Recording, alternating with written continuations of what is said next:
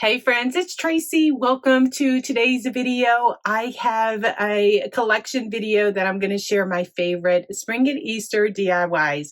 Now guys, you know me, I jam-pack quite a few steps into my projects, so I will have the timestamps listed in the description box below if you would like to fast forward or jump to a specific part in the video or a different project. All right guys, let's go ahead and get started. Let me share my spring and Easter DIYs. Now, the sign is using one of these boards from the Dollar Tree. This happens to be an Easter sign, but the Dollar Tree does have these, for different seasons. So I just removed the feet and also whatever else was on the sign. And then I'm going to paint on the back side. And what I did is I cut off about 8 inches of this board because that 8 inches is going to be the bunny face, and then the other part is going to be the sign. I just used some hole filler, some spackle that I got from the Dollar Tree to fill those holes that were at the top of the sign where the jute string was. And then I gave each board 2 coats of plaster color chalk paint.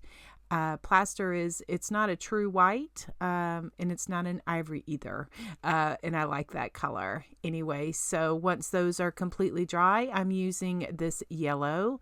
It's just acrylic paint, and it's a primary yellow, and I'm just taking my stencil brush and just going around the edges I'm not being very precise, very even. I'm just kind of almost stippling it on and just kind of going around just to give it a yellow color. For my bunny face, I tend to kind of stick with the same designs for my projects. And like I've said before, I like the more rectangle cheeks. And I use a stippling brush, a stencil brush, to kind of achieve the look that I like up and down. I know there are a lot of people that like round cheeks, so that's the beauty in painting. We can make it anything we want. And I use a coral color paint for my cheeks. Now for my eyes, I kind of been doing eyes for many years, and I like the more almond shape, where like at the top they kind of meet up at the top. And so what I usually do is I draw them out with a black marker, and then I go back over it with my black paint. That seems to work the best for me. I have a very thin, very loved thin liner paintbrush that I use to make my eyelashes and as well as my eyebrows. And so then now I'm just taking a pencil and just drawing out a nose, and then I just take some pink paint and I just with the brush just paint in my nose, and I give that 2 coats of pink paint.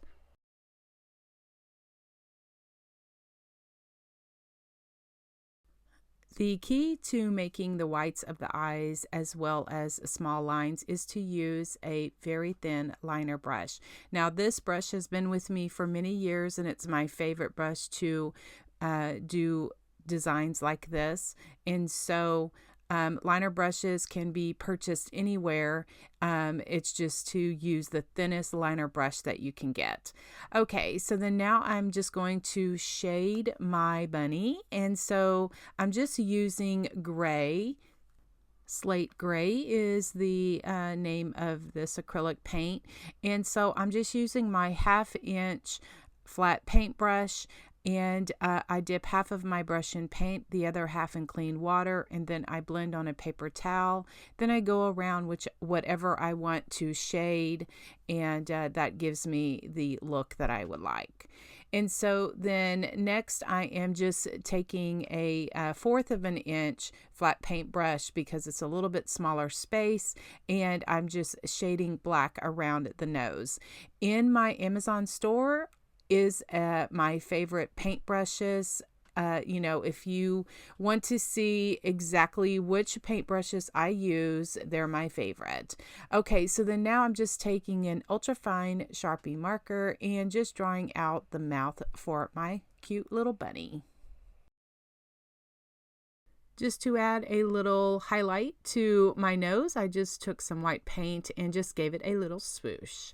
Okay, so now I'm going to work on my sign, and I have my bunny positioned, and I want to, leave enough space for my letters. I'm using that same color of gray, which was slate gray, and I'm just taking a liner brush and just giving it some lines on the background just to give it a, decoration, kind of break up the background a little bit.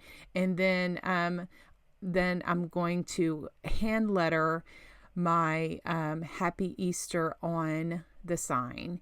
Now, I have been painting for many years. It is some God-given talent, and I do appreciate so many kind comments on, you like my lettering style, and I owe all the glory to God because He is the one who has given me this talent as well as the patience to be able to hand letter like this. And so I am here to encourage you as well as to inspire you that, I was determined to learn how to write with a paintbrush, and so I kept practicing and never gave up. Now, I have found a font that is a free font. It's called Gel Dotica, and it is from dafont.com. It's, a free download, and it is one of the best, I guess, letterings that I've found. I kind of consider my lettering style the Tinker Toy font. I found that font a long time ago. I think now you need to pay for it, but I did find this Gel Dotica font for a free download. And I shared that so that if you want to download the font, and then use like some carbon paper or tracing paper, you can, type out the letter on your computer, and then you can transfer it onto a sign and kind of follow the tracing of the Gel Dotica font, and that will give you this dotted look the way that I like to do for my signs and my letters. For my projects, I always do the extra, and that is just, something that is in me. I just love to do extras just like this with putting little highlights on the end of my dots. It's just something that I like to do, and I do appreciate so many comments and so many friends saying that they love that I do the extras, because I really feel that when you do the little extras, it does show through your project. Okay, so another thing I like to do is shade around my letters just to, bring them out a little bit. It kind of adds a little bit more definition, a little bit more depth, and also it just really adds character to your project.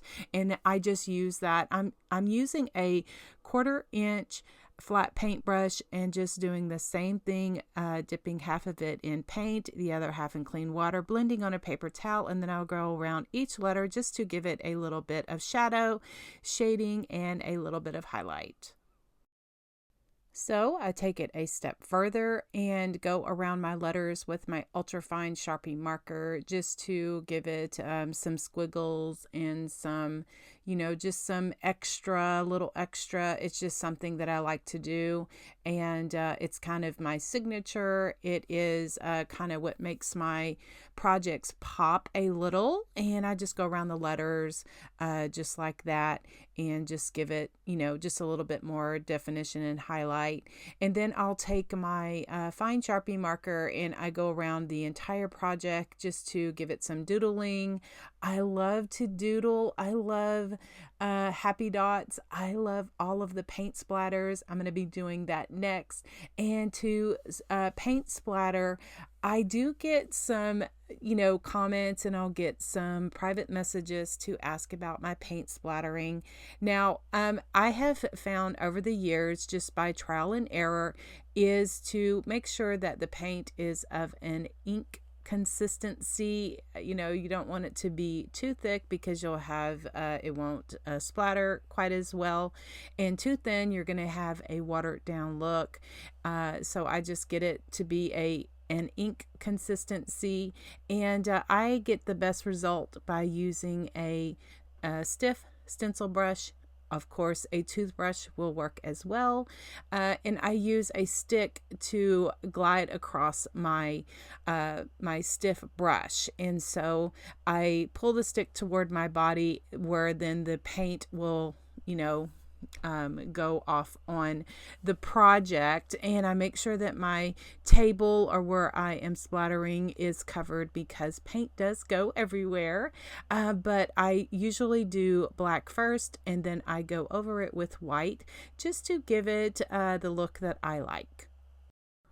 A bunny would not be complete without some cute whiskers, and I use wire that I get from the Dollar Tree. It is in the automotive section. I get asked, this is probably one of my most asked comments or questions. It is in the automotive section. It's very pliable, and I love to work with it. It's not stiff, and so anyway, I cut 6 pieces, so I'm going to use 3 on each side, and I just took a paintbrush and just wrap them so that they're curly. Then I'm going to drill just a very small hole on each side of the nose, and I take those 3 wires and I kind of twist them all together. I use my needle nose pliers if I need them, just to twist them, you know, make sure that they're all together. And then I just thread it through that hole, and I put a little bead of hot glue in the hole, and then I just, you know, thread my wire through there and then just kind of bend it on the back. And the headband that I'm going to be using next for the ears is going to kind of give it some height, and so everything stays nice and snug. We have to make a cute small bow for the top of my bunny. So I'm just sharing with you here my trims. I pulled out different trims. I get them at, you know, different stores, Walmart, the craft stores, Hobby Lobby, Michael's, Joann's, anywhere I can find small trims like this. At the Dollar Tree, that is where I got that polka dot burlap.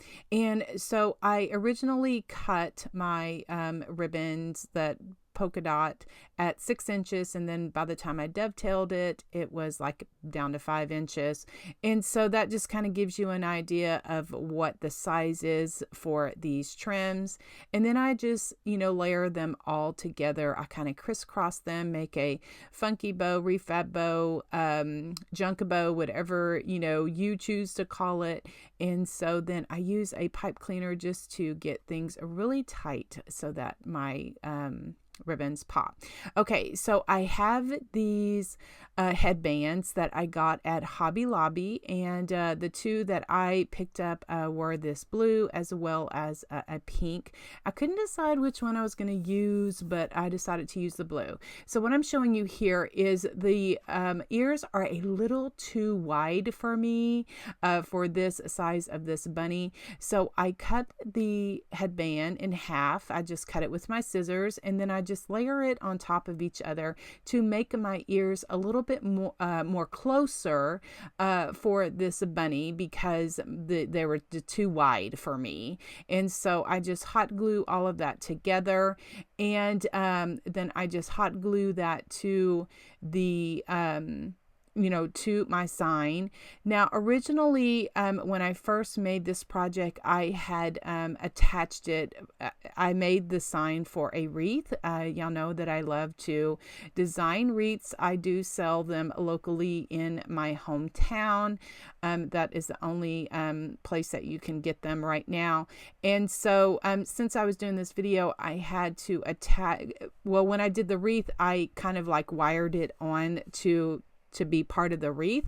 But since I was making this sign, I had to glue the actual headband to the sign, and then position my bunny face on there and hot glue that as well, and everything worked out great. So I have this sign ready to go for another wreath.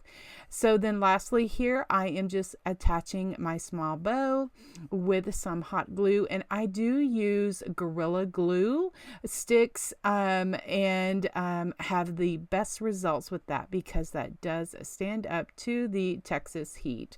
Okay guys, I hope that you enjoyed this project as much as I did. Like I said, I have made a couple of wreaths with this sign, and probably going to be making some more. Like I said, I do sell them locally at a local store in my hometown. Okay, I'm using one of the Grapevine bunnies from Hobby Lobby, as well as some canvas that I took off of the frames from a reverse canvas project. The fabric is this buffalo check black and white that I got from Walmart, and then also some heat and bond. Okay, so because my canvas were not long enough or big enough, wide enough, whatever, I need to go ahead and splice them together, and I do that with the heat and bond. One was from a 12 by 12, and one was from another size, and so I just took some of the heat and bond and just kind of splice that together before I figure out my fabric.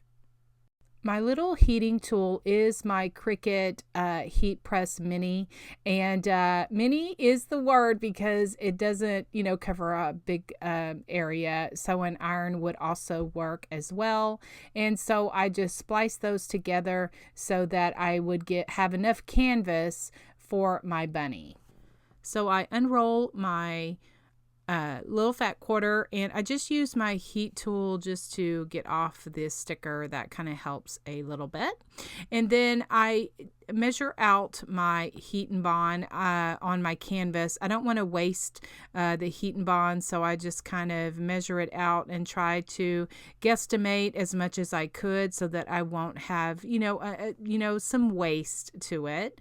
And so I did have to splice this together as well because the heat and bond was not quite the way that I had positioned it. I had to kind of splice it together, but it worked for me for my project because I am going to add a cute bow to the bunny, and everything is going to be glued down, and so everything is just going to work just fine. I was determined to figure out how to, get this buffalo check pattern on this bunny. And it really does seem, as I'm going through this video, it really does seem like to be a lot of steps. But I enjoyed the process and actually creating a buffalo check grapevine bunny out of things that I already had on hand. So I am super proud of myself. So I am just, laying out my fabric now, because once I take off the back of the heat and bond, I need to press it to the fabric. And so I'm just using my little Cricut mini heat press. Like I said, you can see that it's a really, really small. I should have pulled out my iron, but it was okay. I enjoyed using it. Like I said, I wasn't in a hurry. So then now I'm just laying out my grapevine bunny. And so now you can see why I kind of spliced everything together so that I can take my pencil and draw out or trace out the bunny on the outer side. And then I'm going to hot glue all of this canvas directly to the grapevine, and it has held up nicely. I don't have any problems. I did work in sections with gluing it down so that so that it would adhere very nicely, the canvas, to the grapevine.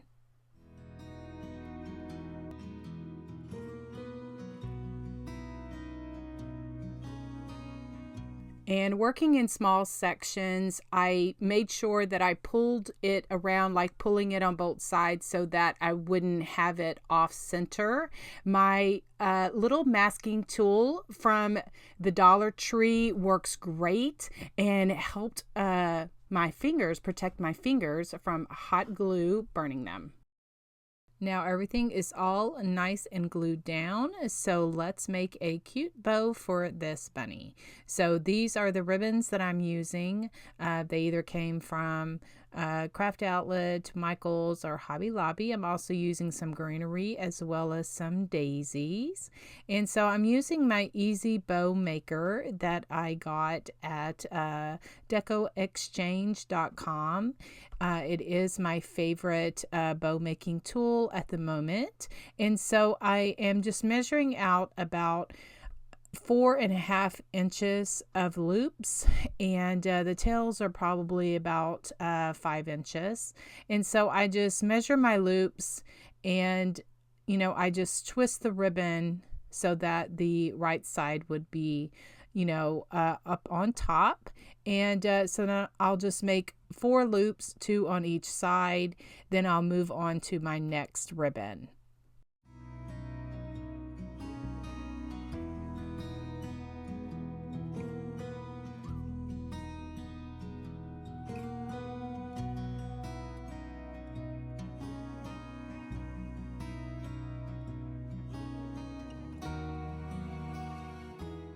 For each layer of ribbon, I will make the bow loops about 1/4 or 1/2 of an inch smaller, so that the bottom ribbon is my largest loop, which was 4.5 inches, and then my next loops I will make a little, about a 1/2 of an inch smaller, and then I'll proceed with my next ribbon and make that about a 1/2 of an inch smaller. And depending on how many ribbons I'm using in my bow will just really depend how I'm going to loop my bow. But my favorite method is by going a 1/2 of an inch smaller on each of the loops. Okay, I share these projects because it's something that I am doing and I want to inspire other people, but I want to make sure that I do say this respectfully. If you as the viewer of the project feel that the bow is too big or too full, then just use less ribbon, or just use a different sizing wise. As I went back and I took the pictures of the finished bunny, I said, I'm gonna get some comments to say your bow's too big for your bunny. I don't think it is, because my customer base loves big bows. So I respectfully say, if you don't like big bows, then make your ribbon smaller in length, and make the bow as small as you would like it to.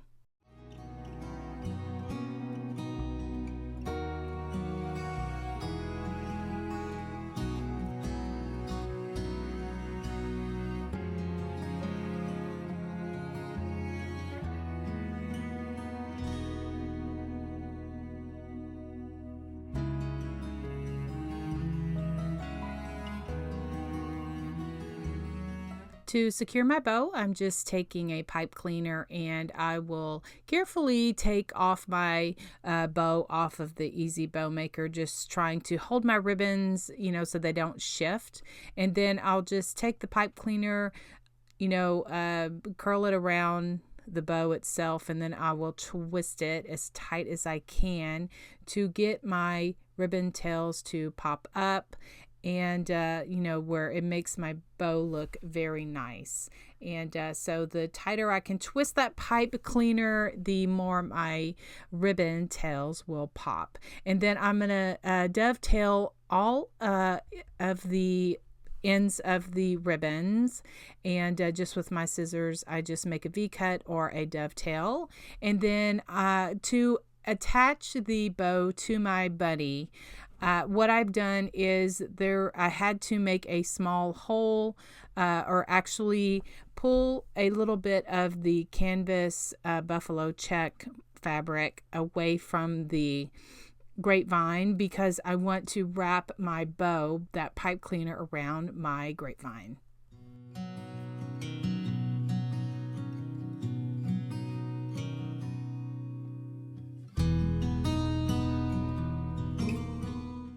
I just add some greenery, little sticks, as well as some daisies to some of the loops of the bow, just kind of hot gluing that in there and making sure that it's all nice and secure.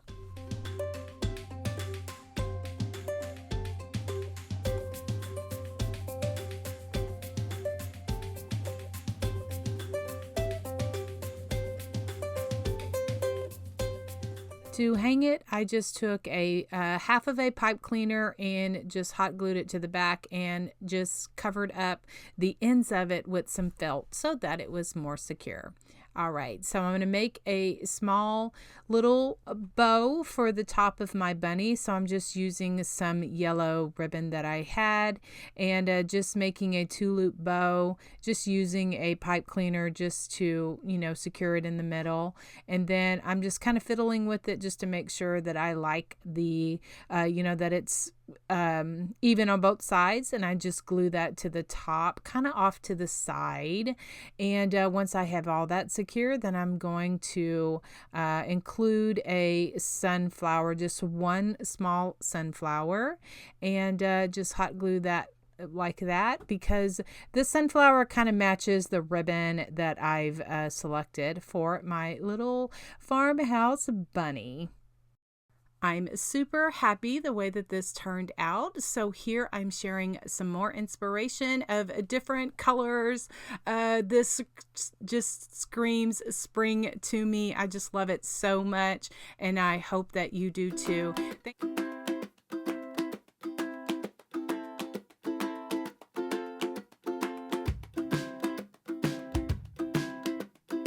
I am sharing my farmhouse ribbon carrots. That's right. I am using this orange and white checkered ribbon that I got over at Joann's back in the fall season. So keep that in mind, guys, when you are seeing things in the store and seeing them on clearance. You can use them for other holidays and other seasons.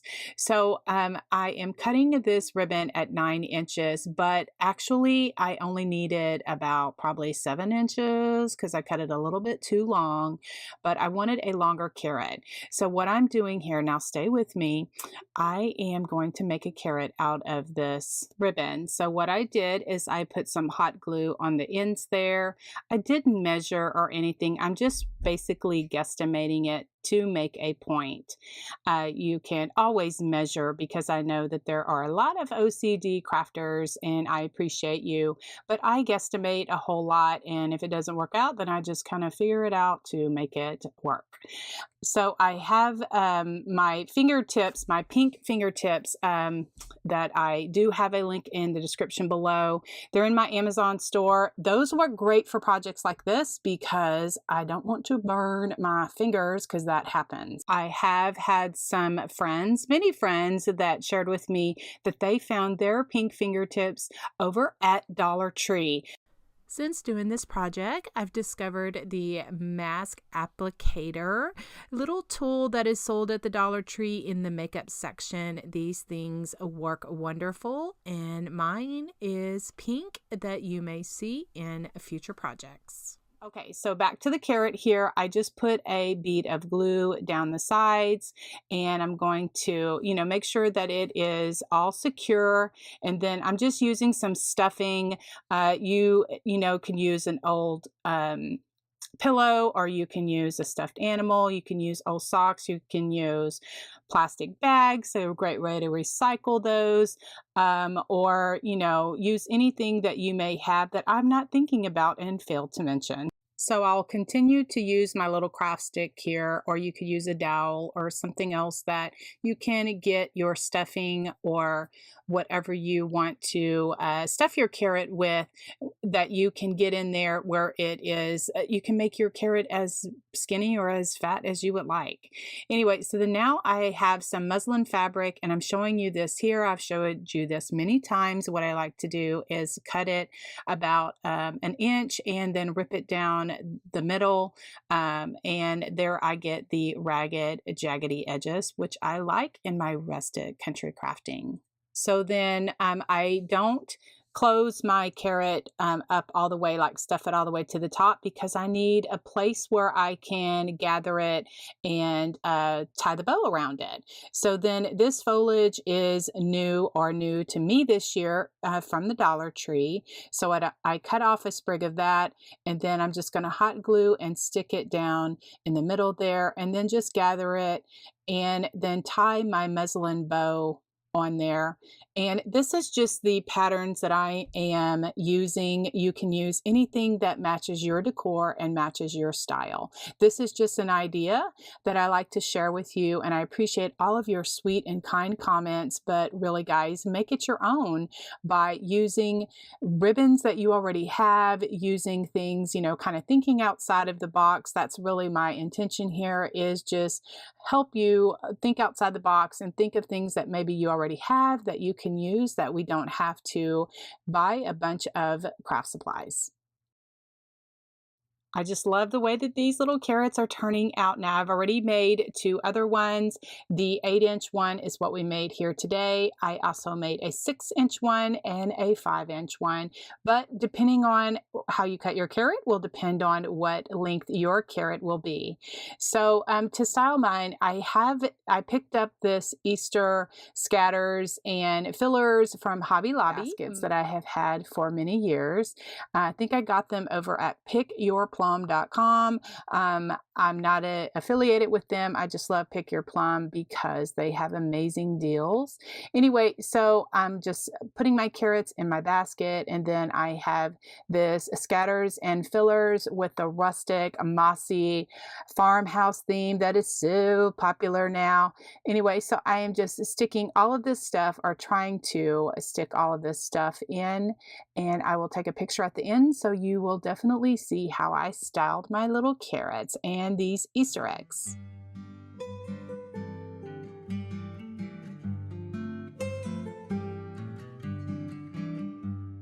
Next up are my faux spring Easter wood books. Now, I designed these to look like books, but they're actually wood blocks. Now, I was inspired by Pinterest, so I will have my inspiration linked in the description box below so that you can check it out. Anyway, this wood pile package is from Hobby Lobby. It was $4.99. I used a 40% off coupon. What I did is I took 3 of the books, or 3 of the blocks, and I gave them 2 coats of plaster chalk paint. I didn't get that on camera because y'all have seen lots of painting in the past. Anyway, then I'm just taking my fine Sharpie marker and just hand lettering some just spring Easter. I'll do carrots on one. I will actually hand draw some carrots on the other one, and then I'll use my ultra fine Sharpie marker to give some doodling. I'll use my vintage photo distress ink to give some distressing to the books, and then I will show you how I made the bow.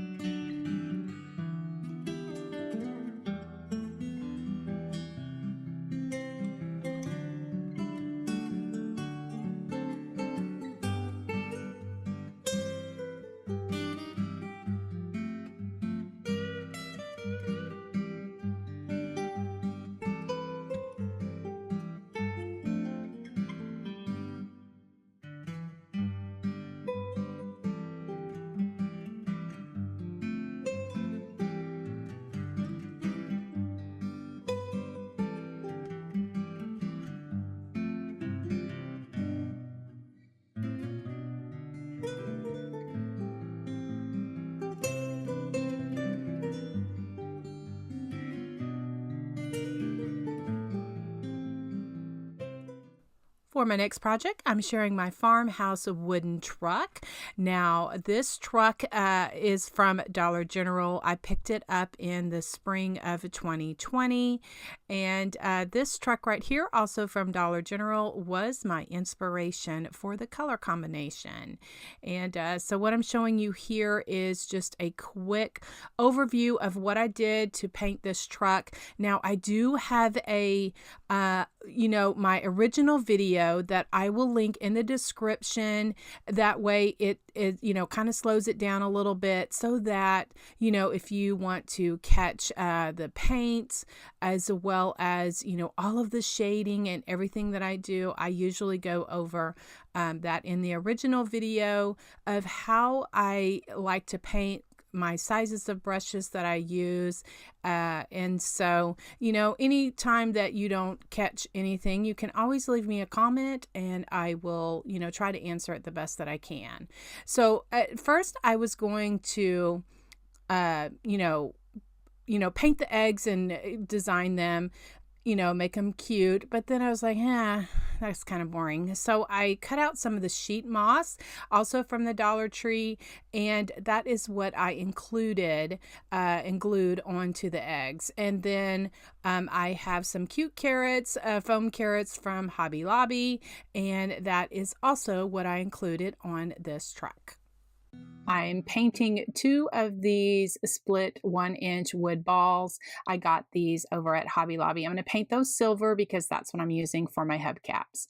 To decorate the back of my truck, I'm using these carrots from Hobby Lobby. Now, I had these from last season, but I know that they do have them this year. Anyway, they're a bit too orange for me, so I'm just taking my plaster color Waverly chalk paint and just giving them a coat of chalk paint. And if you get a little bit too much paint on them like I did, I'm going to show you, if you take a baby wipe and just go over it, it will take off some of that chalk paint where I got it a little bit too dark.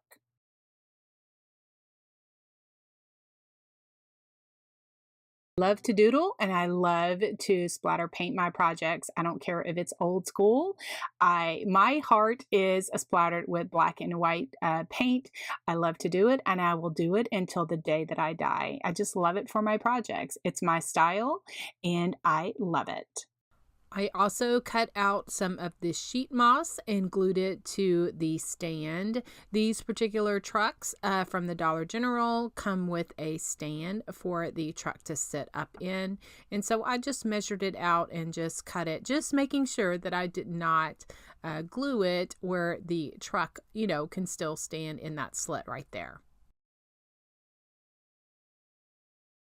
I'm cutting my carrots in half using my serrated knife. I keep one of these in my craft room for projects like this. Anyway, I'm cutting these in half because I want them to lay flat on the bed of my truck. So then now I'm going to start gluing everything on my truck. I glue my silver hubcaps on there, and then I have the moss that I use to cover up those eggs. And then now I'm just going to glue my eggs onto the bed of my truck. To kind of help cover the bottom, I am using my favorite fine Excelsior. I know you can get Excelsior at the Dollar Tree or other places, but I like the fine Excelsior because it is more wispy and rustic for my projects. And I like to get it at Joann's Craft Store or either on Amazon. And I'm just loving the way that this all looks together. I just hand painted and hand lettered a little Farm Fresh carrot sign for the side of my truck. I wasn't sure what I was going to do and I kept playing around with it, and then this is what I came up with. I just hand lettered Farm Fresh carrots, put my little happy dots on there.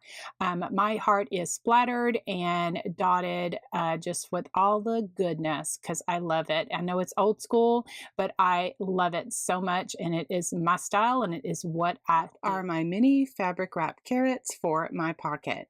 Now these are the supplies that I'm using. some little mini carrots from the Dollar Tree, as well as some foliage, some different fabrics, some raffia, and some ribbon. So the first thing I did is I cut a little less than an inch of fabric, and I just tore it down the side. I like to do that to give the ragged, jaggedy edge. And then I just started wrapping the carrot, and I just hot glued along the way.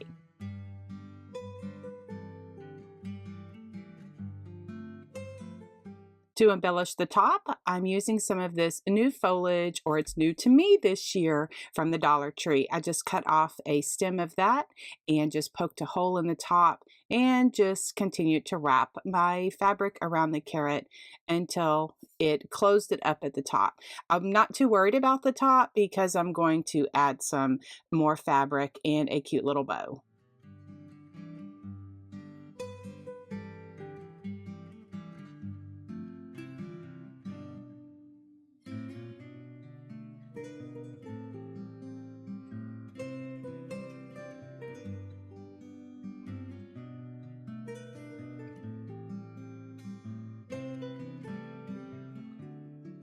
I'll just continue to do the same thing with the muslin carrot as well as the black and white polka dot carrot.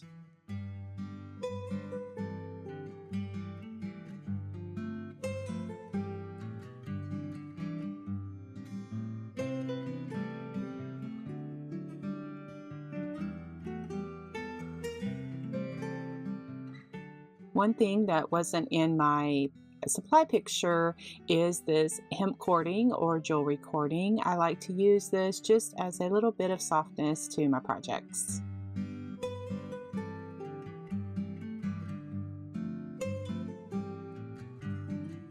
My next project is sharing how I created the Rustic spring pocket. I'm using one of the tags from Dollar Tree, as well as some scrapbook paper from Hobby Lobby and some Mod Podge. So I'm going to try my best to get off as much glitter as I can using my sanding sponge. And I wanted to use the front of it, but I could also use the back. But I just wanted to kind of give you that different ideas of what you could do if you have something that has glitter on the front. You can use your sanding sponge and get that glitter off. So I'm just tracing my tag out and just going to cut it out, and then I will Mod Podge it onto my tag. Now my pocket is going to cover that bottom, but it bothered me that I didn't cover it all the way. So it's just, a personal thing. So once I got my scrapbook paper on there, I took my sanding sponge and went around the edges to expose a little bit of the white. I think it brings out the rusticness of the project. Then I went back over it and used my little distressing ink pad and provided some distressing. It's just really a personal thing that I like to do. So then now I just have a piece of burlap. It's about 6 inches, and I'm going to make a pocket. And I think that this was the perfect size for this little project here. And then I'm just taking my hot glue and I'm just kind of wrapping it around the project just like a present. And I keep checking the front of the pocket just to make sure that I can get my carrots and my other embellishments in there, because I don't want it to be too tight to the sign where I don't get my stuff inside. So I just have this white fleece that I had on hand, and I'm just using it as a stuffer to kind of give it some height so that I don't have to, my carrots don't go too far down in there. But this is just a personal preference. You could use stuffing, you can use old socks, you can use anything that will give your project some bulk and some height.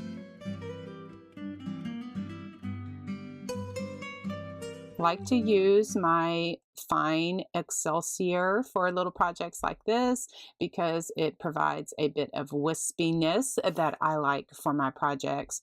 Now, I know that Dollar Tree and other places have the larger excelsior. I get mine at Amazon, and also over at Joann's craft store seems to have the fine excelsior that I like to use for my projects because it's just a little thinner, and like I said, it gives a bit of wispiness to my project.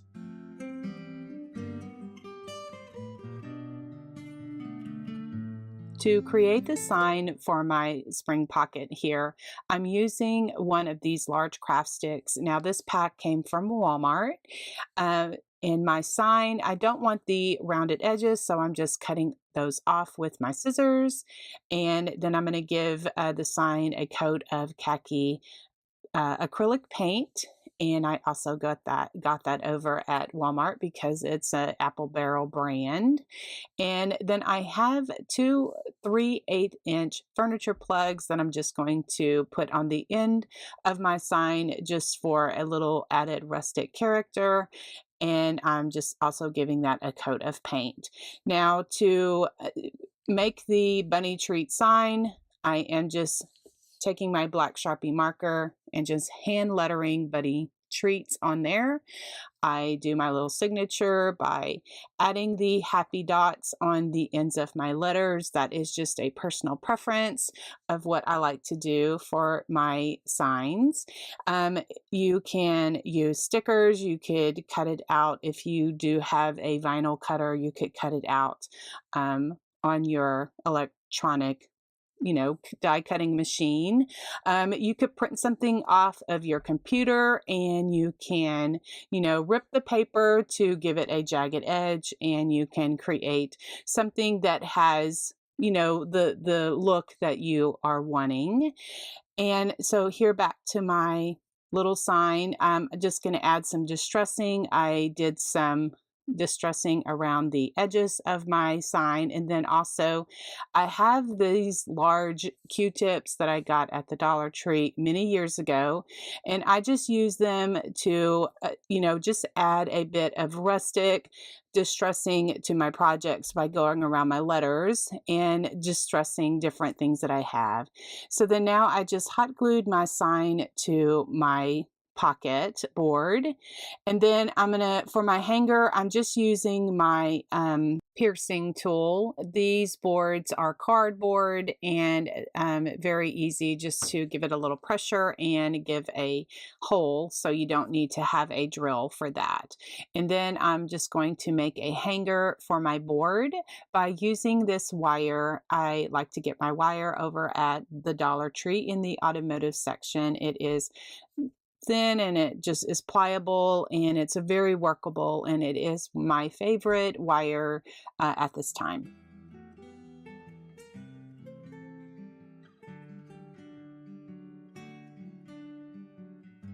I'm going to add some wood beads as well as some fabric to my wire.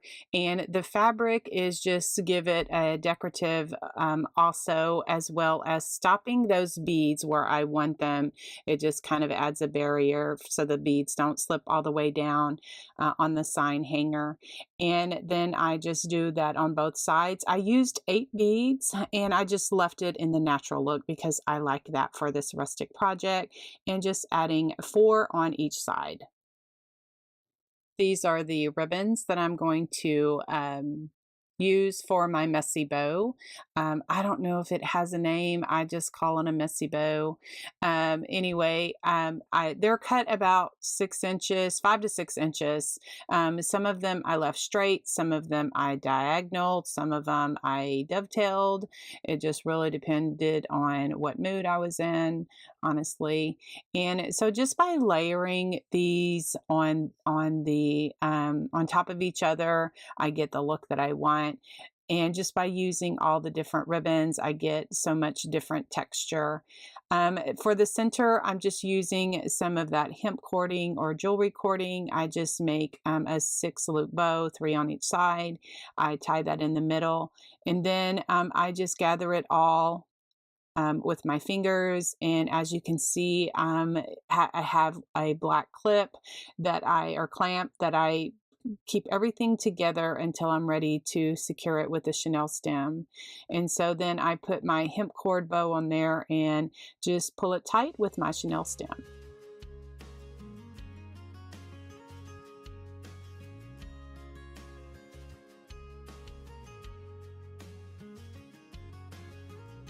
I just glued this cute bow to the top of the sign and used my clamp to hold it together until it completely dried. Then I took a strip of the coordinating fabric that I had for the carrots, and I just wrapped it around the pocket and just knotted it off there, and just trimming off the ends with my scissors. I'm going to make a cute little carrot sign. I like to get these tags. I think they're in my Amazon store, and I tea stained them many years ago. I have a whole bunch of them that I had in a drawer, and so I just am using my black Sharpie marker, and then I hand letter carrots, 5 cents, and then I take my ultrafine Sharpie marker and just do some stitching around the edges of it and just doodle that up, because that is what I like to do. Again, you could use stickers, you could use a die cut to create something like this. And then, of course, I like to, bend it to give, just some rustic, ness to it. And then using my distress inks, I just give it even more of a distress look and rusticness to it.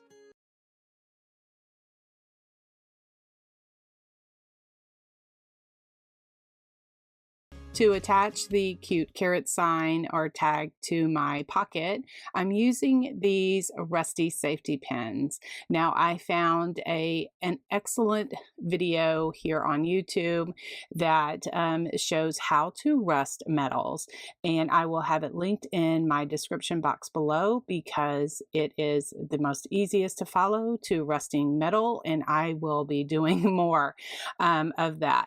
Anyway, so I bought these safety pins, I think at Walmart, just a pack of these, and then I did them all at one time.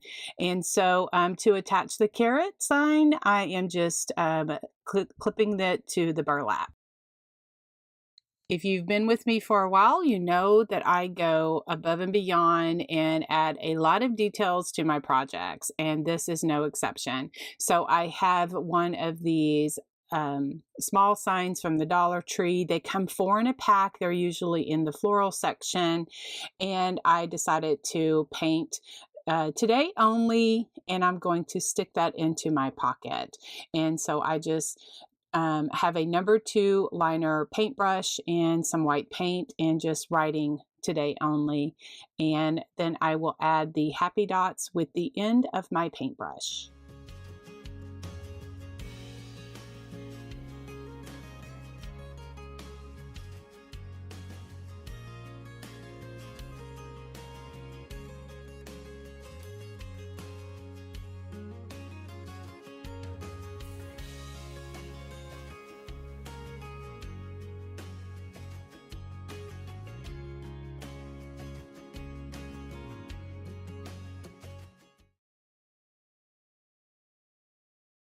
Now, I had one of these witch hats from the Dollar Tree on hand, and I thought I would make a carrot out of it.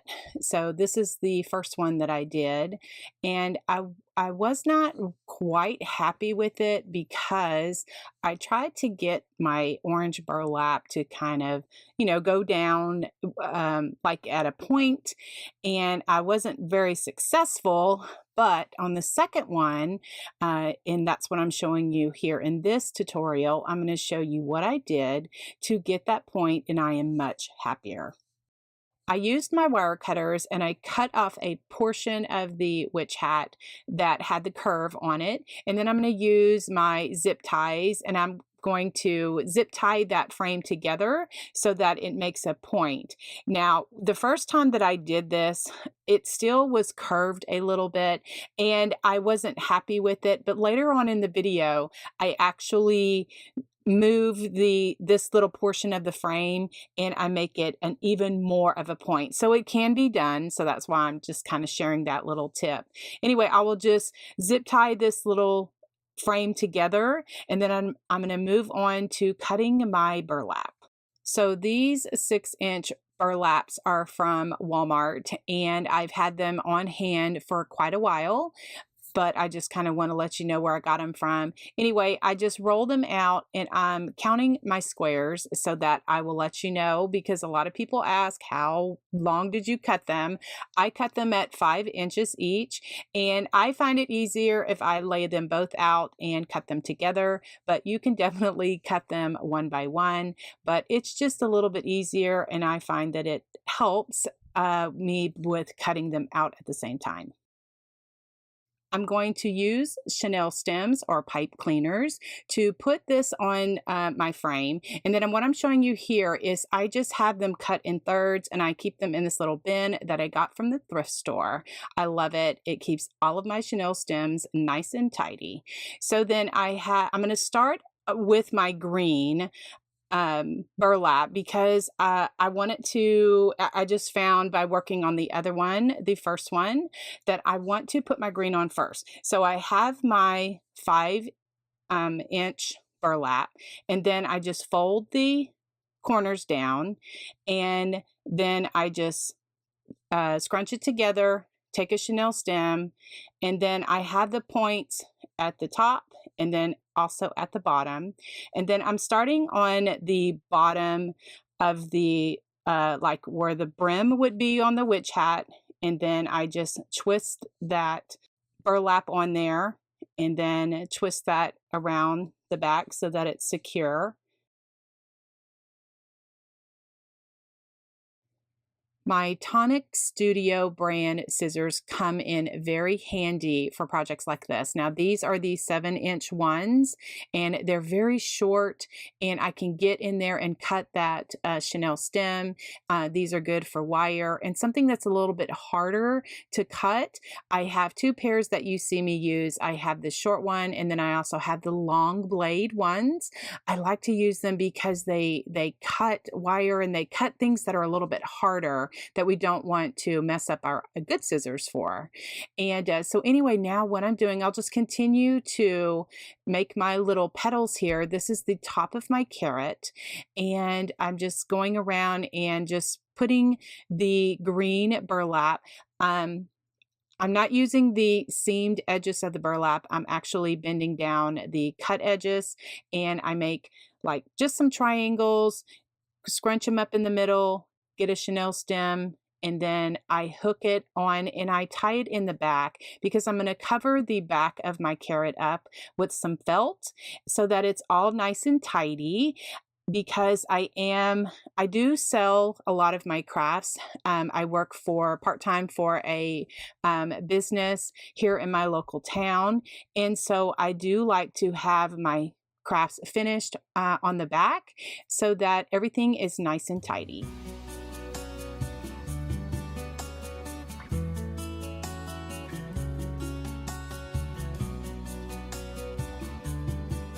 For the orange part of the carrot, I have this 5-inch burlap, and I am just kind of bending over the edges and kind of scrunched in the middle, and then just going to do it the same way. I just take a Chanel stem, and I just start hooking it on the frame. Now, I found that if I did a bunch of these at one time, then I could sit and hook them on all at one time. And so that's just kind of a little tip that is what works for me. Guys, if you recreate this, I encourage you. My channel is to inspire you to recreate anything that I do. And recently I've been getting a lot of, well, not a lot, but I've been getting some comments that says, do you mind if I recreate this? And I do not. This is the reason why I put this here out on my channel. If it's something that I don't want you to recreate, I'm not going to show you, but that is the purpose I want to share. God has given me this talent, and I want to share it with as many people that love country crafts as much as I do. So anything that you do, you are free to, recreate, sell it at craft shows, decorate your home with it. I don't care. It's just if you recreate it, if you do a tutorial or if you share it, just be courteous and maybe give credit for where you got the inspiration. That's the only thing that I do ask, because it is the right thing to do, and I appreciate it.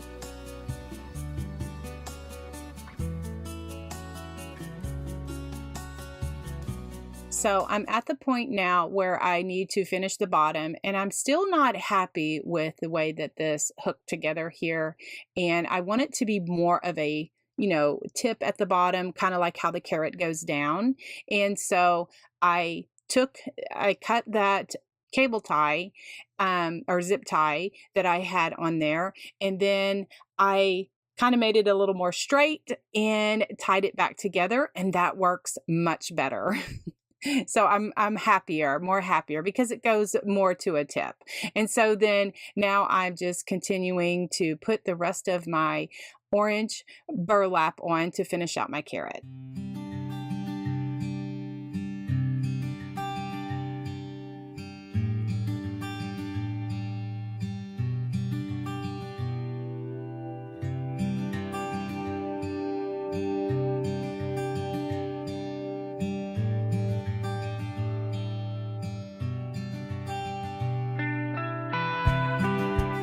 I know I didn't film this part, but it's pretty simple. I just have 2 sheets of felt, and I just laid it across the back and just cut off the excess.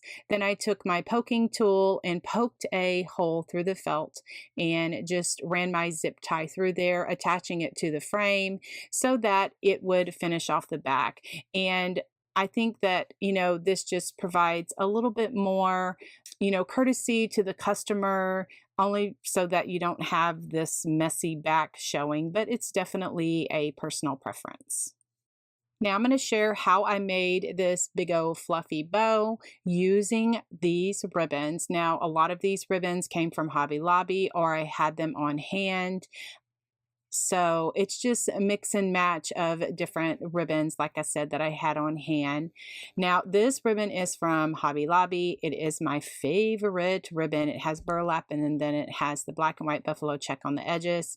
Now, I'm making 2 loops, and I cut off the tails. I use my tiny attacher. It's just a little bitty stapler. I will have a link in the description if you want to check it out a little bit more. Now this one right here is buffalo check, and I'm just figuring out how big I want the loops, and then I just make 2 loops, and then I use my tiny attacher to just secure it in the middle. This is what helps me make bows, and then I layer them all together, and then I secure them with a chenille stem and fluff them up, and I have a big old bow. Now, if big bows are not your thing, you can always adjust the size of your ribbon. So I'm going to show you how I cut the ribbon. I cut them, the middle pieces at 12 inches, but you can always adjust your inches, or you can eliminate some of the ribbons to make a smaller bow. This ribbon is from the fall season. I think I got it at Joann's. Anyway, I'm just cutting it at 12 inches, and then I dovetail the ends, and then I singe the ends with my lighter. It just kind of helps protect them so they don't fray over time. And then the next one I will cut at 12 inches as well. This burlap is from Hobby Lobby, and I dovetail the ends of those. This window pane ribbon is wire, and I'm just going to cut off a section. I'm not making a bow out of it. And actually, I'm going to twirl it or kind of loop it around to give some character to my bow. I'm doing the same thing with this orange burlap I had on hand, and it just kind of curls, and I'm just going to put that in the section of my bow to kind of give it some dimension. Now, this orange and white gingham, it's an Au Frais brand. I'm not quite sure where I got it, maybe Walmart. Anyway, so I just make 2 loops and secure it with my tiny attacher. The little tiny attacher has little bitty staples, and so then when I go to scrunch it up and put my chenille stem, it's not a big bulky staple. Anyway, I have some raffia, and then I'm just going to make a bow, just tying that into a knot, because I'm going to put this on my carrot because it's going to look so country and so cool, of course, with this raffia. So here are all of my ribbons. That's why I like to use my tiny attacher, because then now I will start stacking my ribbons and forming my bow. So this is my bottom layer. Then I have the buffalo check next. Then I have the burlap. I'm going to scrunch it up in the middle and kind of hold it with my left hand, because then I can, form. I'm forming my bow, and this just kind of helps me a little bit. So then I'm alternating that burlap 12-inch, the buffalo check, and then also the orange and white checkered ribbon. I just alternate those and kind of offset them just a little bit so that they do not, they're not like right on top of each other. The next I have the window pane, and I just have it draping down just to flip over. Then I have the orange burlap, and just kind of having that to drape down. Then I'm just layering on the rest of it. Then I have my raffia on top. I'm using a chenille stem to tie everything together. I just weave it through the back in between my fingers, then flip it over, and then I try to get the chenille stem as tight as I can. Sometimes I can get it, just with my own strength, but other times I have to pull out my needle nose pliers to kind of help me get a very tight hold without breaking my wire. Anyway, and then I just fluff my bow. I'm gonna secure it to the frame of the carrot, and make sure that everything is, my ribbons aren't flipped, like maybe the back is showing or anything like that. I don't want anything like that. I just fluff my bow because that is so super important.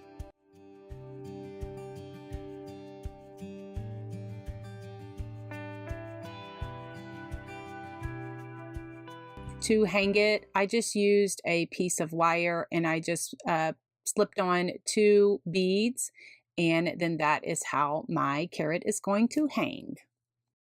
Again, if you want a smaller bow, you can definitely adjust the size of your ribbons, eliminate some of the ribbons, or enjoy the big bow, just like this one, how I showed you here in this video. Is my mason jar bunny spring decor. Now, these are the supplies that I'm using here for this project. And what I did is I used one of the plastic mason jars from the Dollar Tree, and I cut off about 3 inches of this pink and white gingham paper from Hobby Lobby, and I just rolled it up. I didn't even worry about cutting it. I just rolled it and stuck it inside the jar. Then now I'm using some blue and white gingham fabric and just tying not even a bow, just tying a strip around that. And then I'm putting a piece of foam in the jar. And then for weight, I am using some glass beads. I just kind of stick those in there, and that just kind of gives my jar some weight. And then for some, to give a whimsical effect, I'm just using this fine Excelsior, just putting that in there. Then I found these pink hop bushes over at the Dollar Tree. I just cut those off and just stick them into the styrofoam. I love this shade of pink, and I think that they're just so pretty. And then these white berries are from Walmart. I just cut those off and just stick those in the jar as well. The greenery is from Hobby Lobby, and so I just stick some of that in there just to, give it all a really nice look.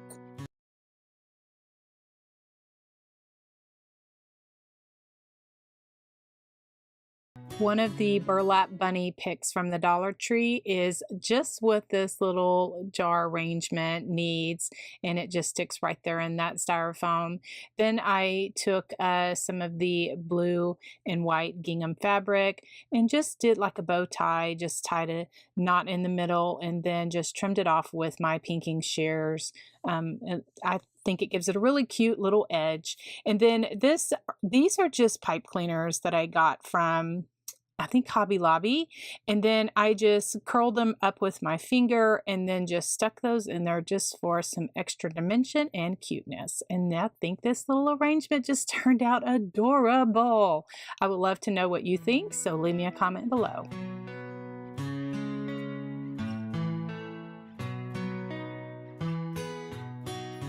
For this project, I'm doing a cute little painted bunny block using one of the blocks from the Dollar Tree. Now this particular one had Happy Easter on it anyway, but I wanted to make it a little bit cuter. I'm also using a headband that had some cute gingham plaid ears on it. That is from the 99-cent store. I'm using some white chalk paint as well as some wire for the whiskers and a cute little wooden heart for the nose. Now for the bow, the ribbons, I will share that once I get to that point in the video because I wasn't sure what I was going to use. So what I'm doing here is what I did is I took off the paper the best that I could off of that block, and a sweet viewer left me a tip of how to get that paper off of these blocks by spritzing it with water. I did that and it worked great. So I just took all of that paper off of the block and gave it 2 coats of white chalk paint. Then now I am just doing some shading of gray. I think it's an apple barrel dolphin gray is what I'm using. And I use a flat paintbrush. I dip half of my brush in paint, the other half in clean water. I blend on a paper towel and then I go around the edges to give some shading.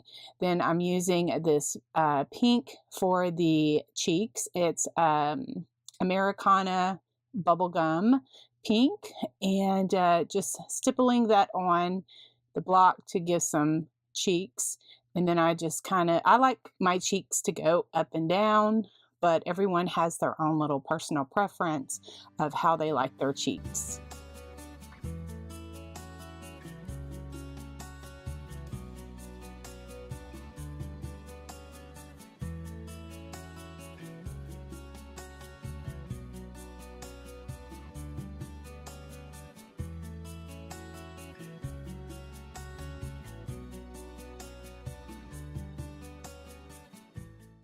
So, sometimes in crafting, we look at something and we're like, something is just not right about that. And so we, do a little research and we're like, oh my goodness, I had put the bunny nose upside down. So thankfully I was able to pull it off and then re-glue it. So no problem. And my bunny nose is correct.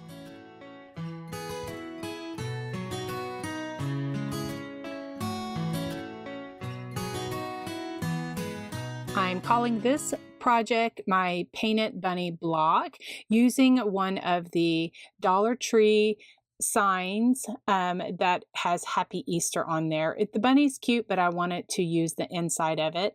I'm also using a wooden bunny from the Dollar Tree. I cut that out with that pink and white gingham paper. I thought I was going to use one of the bunny word signs from the 3-pack, also from the Dollar Tree. And then I thought I was going to use that scrapbook paper, but later in the video, you'll see that I changed it to a blue stripe. So what I'm doing now is Mod Podging the bunny onto the wooden little piece here. I let that completely dry before I put my top coat of Mod Podge on. So then now I'm trying to figure out how I want to cut my this paper in, for the inside of my sign here. But then I figured, that is way too much white. So I ended up, I had painted it with some chalk paint, but then I went back and painted it again with some pink because it was way too much white. And I wanted to incorporate some blue, so I changed my mind a lot on my projects in this series here. So then I have this blue and white striped paper that I'm going to put in the back of that on that sign. So then now I have just some gray ink, just pulled it out of my stash I had on hand, and then I just went around the edges of everything to give it a little bit of distressing. If you don't like that look, then totally skip that step. I get some comments sometimes, you know, how I totally ruined the project because I did a certain distressing.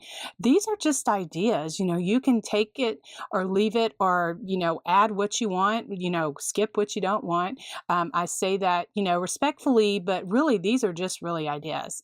So then I'm going to add some white stripes along the top and the sides of the pink box, because it was a little bit too much and I wanted to add a little bit of more cuteness to it. Totally take or leave anything that I share with you. Totally just, you know, do your own thing. Then I just added some rickrack to the box and gonna adhere my bunny. So there you'll see I had painted that bunny metal sign pink, and it was too much pink. I wanted to incorporate a little bit of greenery and flowers. And so the bunny, I had already painted it and I had already did the stitching and everything, so I'm going to keep that for another project. And so then here now I've changed. I'm going to put some greenery and some hop flowers from the Dollar Tree, and then those berries are from Walmart.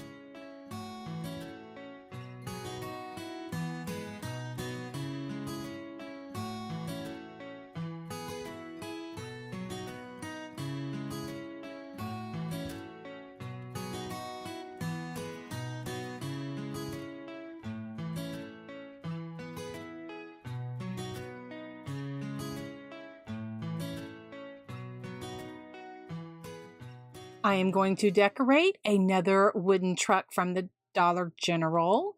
This is my Farmhouse Easter truck. Now, I know a lot of you enjoy my painting, and I really appreciate it from the bottom of my heart, all of your sweet and kind comments on my painting.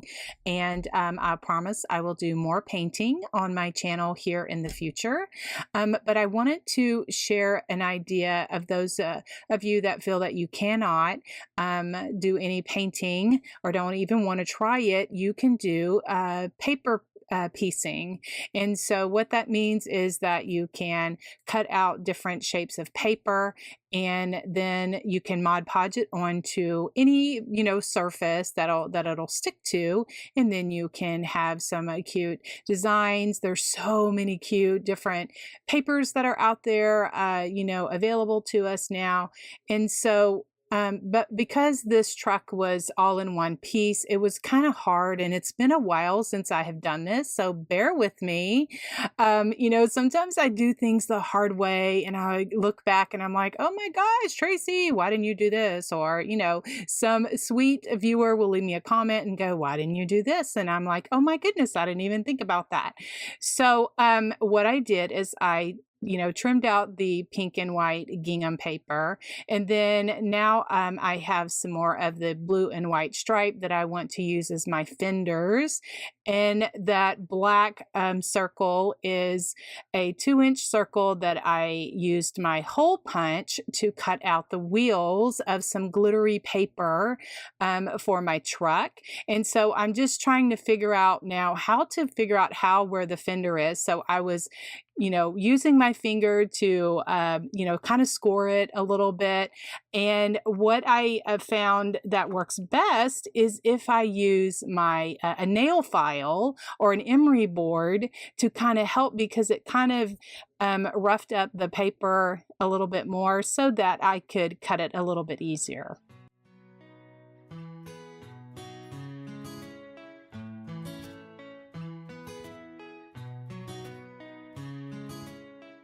Here I am just taking a Q-tip and just putting it in the gray ink and just going around the edges just to give some distressing and dimension and depth to my paper piecings here. And then these are the sizes of hole punches that I used for my wheels, the 2-inch, a 1 1/4 inch punch, as well as a 3/4 inch punch. And then I will just Mod Podge everything onto my truck and just layer like the bottom layer, and then I'll just start layering everything on top.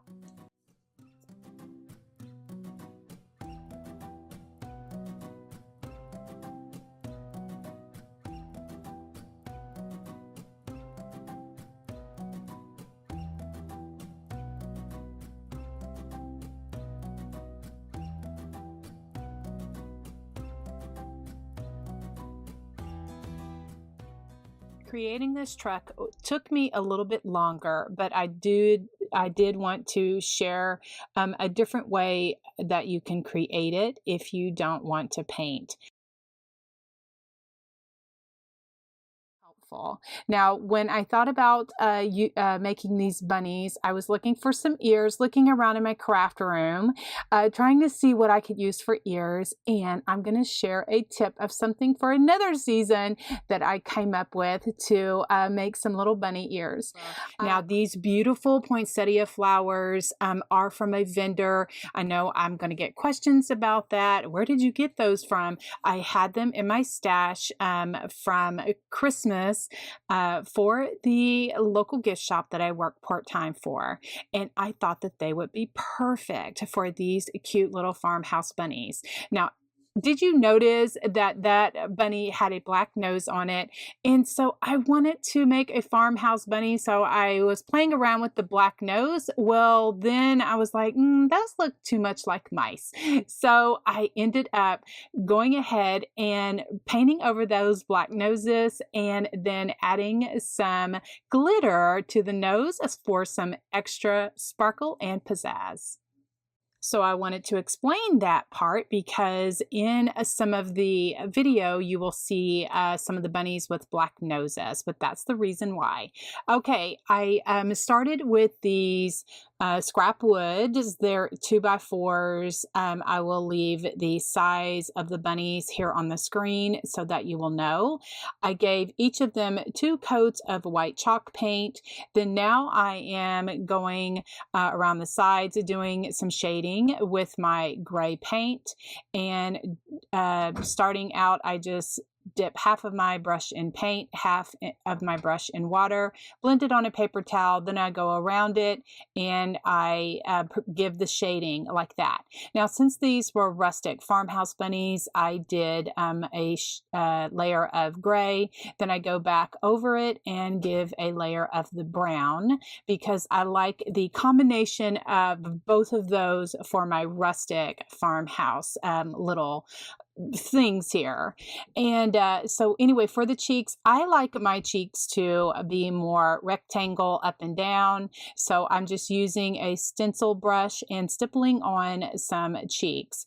And then I'll go back over and just give some white shading and also shade around the cheeks and make the eyes and just make everything so cute and fun.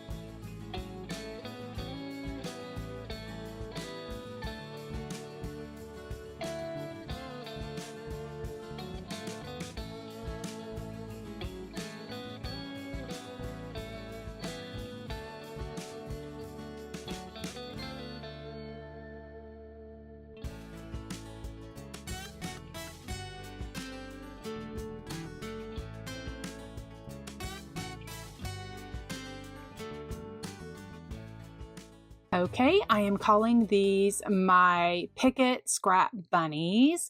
And the reason is because this was an old fence, these boards were, that my brother and sister-in-law gave to me many years ago, and I just never did anything with them until now because that is what I do. I'm such a craft hoarder. Anyway, so these boards were the long pickets. They were like, you know, for a fence.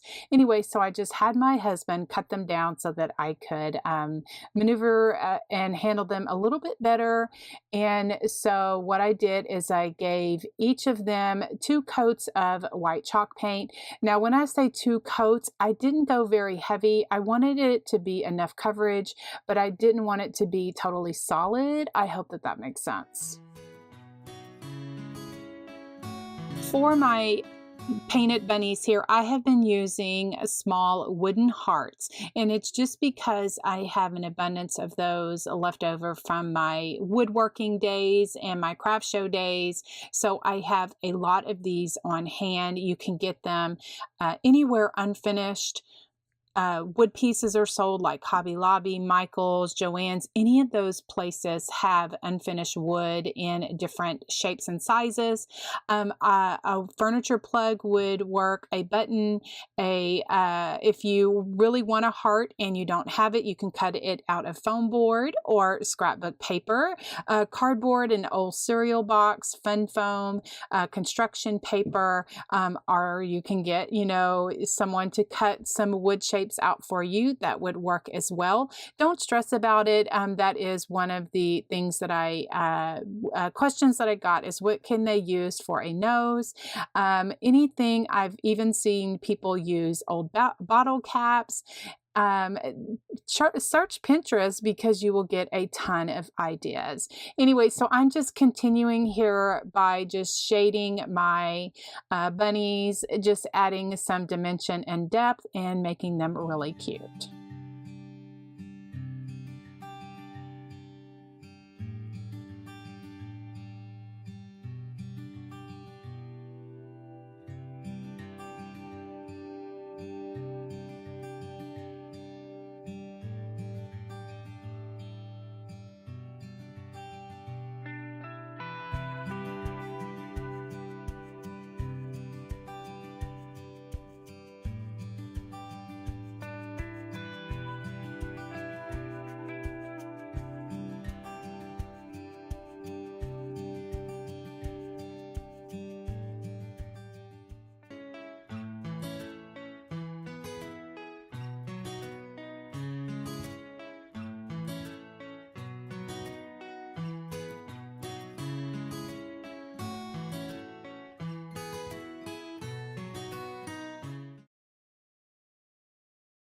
Okay, the base of my door hanger is this splatter screen from the Dollar Tree. I just took it outside and gave it about 3 coats of brown flat spray paint. The wood bunny is from Dollar General. Splatter screen, I'm going to add some extra little lines on the edge of it just to, you know, kind of decorate it up a little bit more. I'm just, you know, using my number 2 liner brush and just going around and giving some lines on the handle. I painted the edges and the back side of the bunny with just some brown paint. Then I turned it over and I traced out the paper. Then now I'm just cutting it out so that I'm going to Mod Podge that onto my bunny.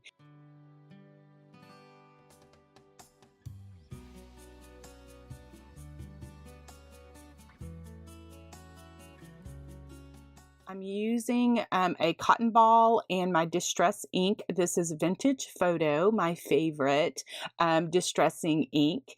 And I'm just going around the edges, just brushing it to give some shading, some dimension, and some depth and some character to my bunny here.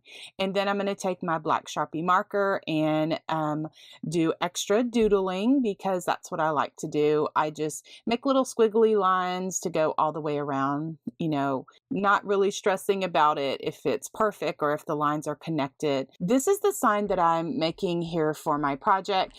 I rusted the spring letters as well as some safety pins. Now I drilled 2 small holes in the top of my sign, and then I'm going to attach it to my splatter screen here using some wire from the Dollar Tree. I get asked about this wire all of the time. I find it in the automotive section. I seem to just find the packages that have the red and the black in it now, but at one time they did have silver. Anyway, this burlap bag is from a local Texas dollar store called King Dollar. I found a couple of packages of those burlap bags.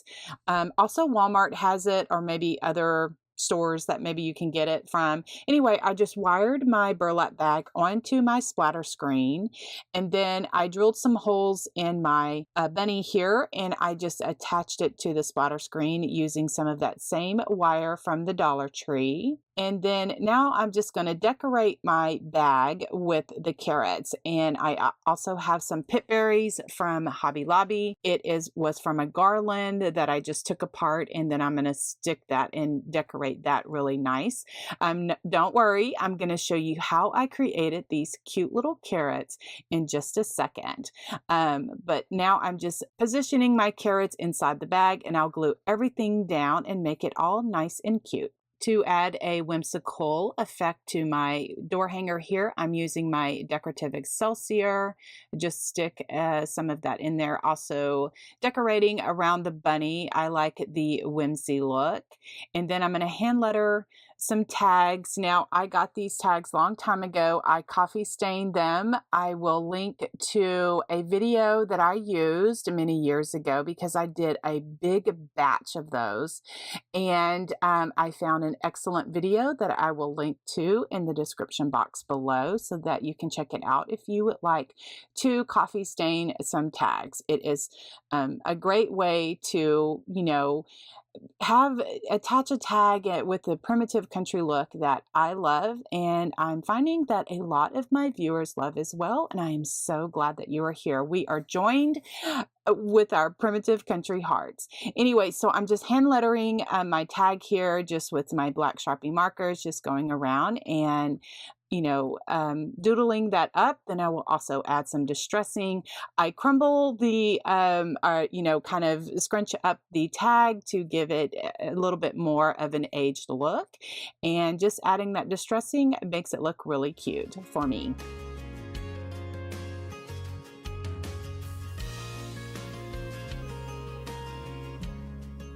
I just took one of those rusty safety pins and attached it to the bag.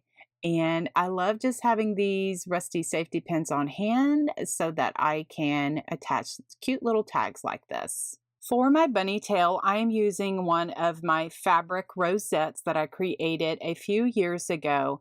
I do have a video of how I created these rosettes. I will link to in the description box below. A really cute little bunny tail. I just distressed it with that vintage photo distressing ink, and we're going to move on to the next part of this project. Here are the ribbons I'm going to use for my bow. The buffalo check is from Hobby Lobby, as well as the burlap with the orange is from the fall season at Hobby Lobby. The orange and burlap checkered gingham is from Joann's. I got that in the fall season. I just cut them at 9 inches and then layered them on top of each other, kind of offsetting them a bit, and then using my tiny attacher, my little favorite stapler that I use to help in bow making. I just stapled those together in the middle, and then I made a raffia bow, and I'm just going to secure all of that with a chenille stem and then attach that to my splatter screen. Now that chenille stem is too thick to go through there, so I had to rethink some things, and I'm going to redo my bow, and then I'm just going to, attach it to this splatter screen with some wire. So, just with crafting, you just have to think of different things that you can do. So then now I'm just going to attach it with the same wire that I used, my favorite wire from the Dollar Tree. And that works great because that wire is thin and it goes through that splatter screen quite nicely. Just remember to fluff your bow. That is extremely important. Then I made just this simple 2-loop bow. I just, attached a portion of the burlap in the middle to make it really cute. And then I just hot glued that on the neck of the bunny to give him, a bow as well. I just love the way that this rustic spring door hanger turned out. Now, if you want to know how I created the simple little carrots, stay tuned because I'm going to show you that now. These little carrots were created using a tissue paper and then some orange burlap. So what I did is I took a sheet of tissue paper and then I had this orange burlap that I got actually at Walmart, and I cut off the edges and then I cut it down the middle to have 2 pieces. Now I have I have some tape, and then I have this 1 sheet of tissue paper, and then I just folded it in half. Then I switched it and folded it in half again. Then I folded it over again. I'm trying to go slow. I'm not speeding this part up so that you can see, because I know I get some questions on that. Then I start at one corner and then I roll it at a diagonal and just continue to roll it kind of on like where my left hand is. I kind of make that a little bit larger, kind of as a cone shape. And then my right hand, I'm kind of pinching it a little more so that it rolls into a cone or a carrot shape. Now, I know that the top is going to be a little, a little bit more, but we're going to cut that off, no problem. What I did is I sticked a bit of stuffing in there to make it a little fatter, and then I'm just going to continue until I'm finished and I run out of tissue paper. Then I'm going to take a piece of the clear packing tape that I have on hand. You just use whatever you have, and I just secure all of that together, taping everything down. Then I'll take my burlap strips. Again, what I said I did is I cut off a strip of the burlap, and then I cut off the wire edges of the burlap and then cut it down the middle. So I had 2 1-inch strips, and then I just hot glued it around the carrot. Now, if some of it, like if any of the white was showing, I went back over it with another piece of the burlap until it was all covered. And then I have this foliage from the Dollar Tree that I've been using for my carrots, and that works out really nicely. Then once I get my carrot covered the way that I like, I just gave a raffia bow, and then this little pickup truck is from Dollar General, and even though it's already cute, I decided to add some doodling with my black Sharpie marker and just added some highlights with some white paint and made it really, really cute. For bases of my wreath, Grapevine is my favorite to work with. I also use wire and styrofoam in some instances. I also like to mix deco mesh and Grapevine, just like I'm doing here with this wreath. For the mesh, I'm using some 10-inch mesh that aqua blue color was a 21-inch, and I just cut it about, 8 inches, and then I cut that one in half. And then I'm just making an X or a plus sign. I'm just rolling it up just like in a tube. I don't know if it has a name. That's just what I do. And then I just take some chenille stems and just thread it through the Grapevine and then attach my bundles of deco mesh. but now I'm just drilling tiny holes in 4 corners of the truck, and then I will use some wire, and I like to use the wire from the Dollar Tree. I get this in the automotive section, and that is the wire that I use mostly for my crafts now, and I'm going to attach the truck to the Grapevine wreath with that wire. I like to use a different variety of foliage from Dollar Tree, Walmart, Hobby Lobby, other craft stores, anywhere that I can get good quality, very nice foliage is what I like to do for my wreaths. Now, if you've ever bought a wreath, or if you shop on Etsy, or if you sell wreaths, you know that they can get quite expensive. So I get, one of the questions I get all the time is, how much do you sell your wreaths for? And the thing is that currently right now I work part-time for a local business. They set their prices. And so I know what I need to do in order to keep the wreaths at a certain price point for our local area. So depending on what your local area is will depend on what you can charge and what people will pay for a wreath. But Etsy is a very good source to check out, to kind of monitor what the type of wreaths you're going, that you've made, what they're going for, and also kind of what area you live in will depend on how much you can charge for a wreath, what people will pay for. I also work full-time. I have a full-time job. I kind of do crafts on the side. That is the reason why I don't have my own shop. And I really appreciate so many people saying, hey, I would buy your stuff. Y'all make me feel really nice. But that is in the future plans once I can retire from my day job and become a full-time crafter. So then now I'm going to add some carrots from this garland that I got at Hobby Lobby, and I just took them off the garland and just wired them on the Grapevine. Here are the ribbons I'm using for this wreath. They mostly either came from Walmart or Hobby Lobby or Joann's, and I used 3 of those, the orange, the buffalo check, and then the burlap with the orange. I cut those at 10 inches, and then this one right here is from Joann's, and I use my tiny attacher. I just make 2 loop bow, and then I staple it in the middle, and that kind of helps with my bow making. And so here are all the ribbons that I have. Like I said, I cut those at 10 inches, and then this is what I'm going to make them look like. I just stack them on top of each other, and then I put that bow on there, and then I added some raffia.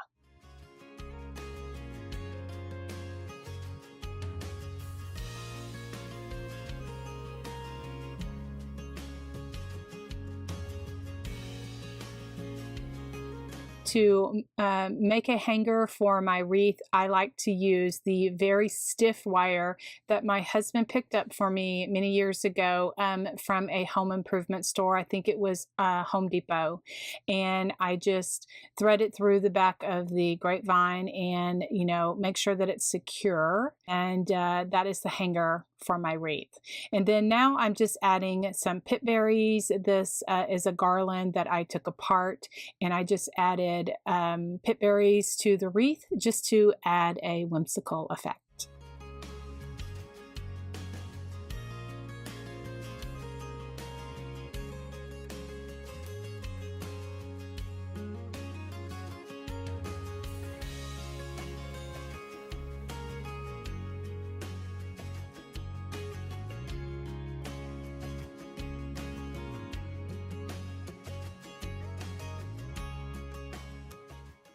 Exactly what I did for these little cute Easter eggs. Oh my gosh, they're so cute. The tin bucket and the styrofoam is from the Dollar Tree. I'm showing you this excelsior, which I actually use the pink excelsior that I got from Joann's. I'm also using some glass beads and some Dollar Tree decor, as well as one of those unfinished eggs from Dollar General. Now, these are the scrapbook papers that I decided to use. A lot of these I already had in my stash, but you can get those at Hobby Lobby or any other craft store. I am also using This for my ribbon. I love to work with the jewelry cording. You can get that in the jewelry section of any craft stores. And the ribbon is also from Hobby Lobby. So to get started on my egg, I had this large one from the Dollar Tree. Now I'm taking my 2 pieces of pink paper. The one 12 by 12 is not large enough for this paper, so that's why I'm taping 2 of those together, and then I am just going to take a black Sharpie marker, trace that egg, and then cut it out with my scissors. Then I take my Mod Podge and I Mod Podge it onto the back of this egg, and just give it a thin coat, and then take my patterned paper and I just smooth that out. Continue. I like to work in sections like this, so that way my Mod Podge does not dry out too quick. I'm also going to use a squeegee, and I try to get out the excess of the Mod Podge, so that way I have a smooth surface. Then I just add a thin layer of Mod Podge on top of the egg, because that gives it a shiny effect as well as seals it. Now moving on to the second egg. This is the unfinished egg from Dollar General. I'm using some chalk paint in the color Pool, P-O-O-L, and I'm just painting the sides as well as the back. So then now what I'm going to do is take my black Sharpie marker, trace that egg out, and cut it out as well. Now on the unfinished side will be the side that I'm going to adhere this paper. So I have my Mod Podge here, and I just put a thin layer and then attach this scrapbook paper as well.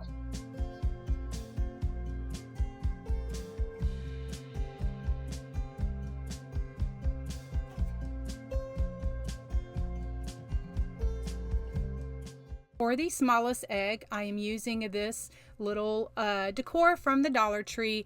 I thought I was going to make a sign, and that's why I'm just taking all of this off, but I've decided against that.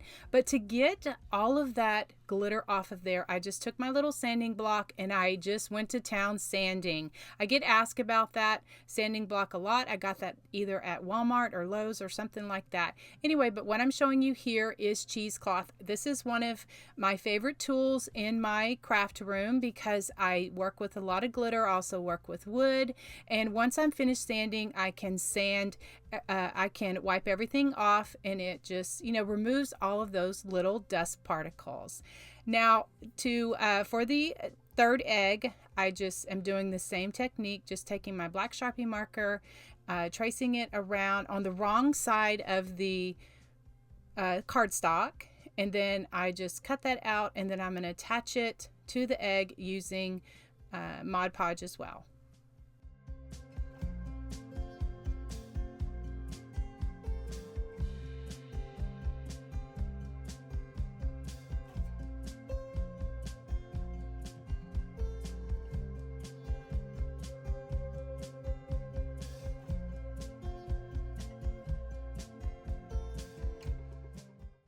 Once my eggs were completely dry, I take my black Sharpie marker and I am just doodling around each one of those just to give it a bit of character. This is my personal preference because that's what I like to do for my projects. You can totally skip this if you're going to recreate this project, but I love the way that the little doodling and the shading gives your projects life, and I just like to do that for my projects.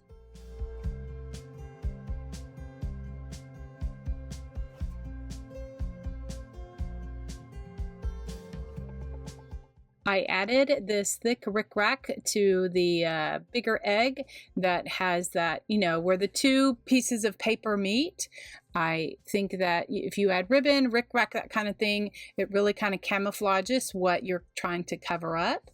So I'm just attaching that with some hot glue. I got that rickrack from Hobby Lobby as well.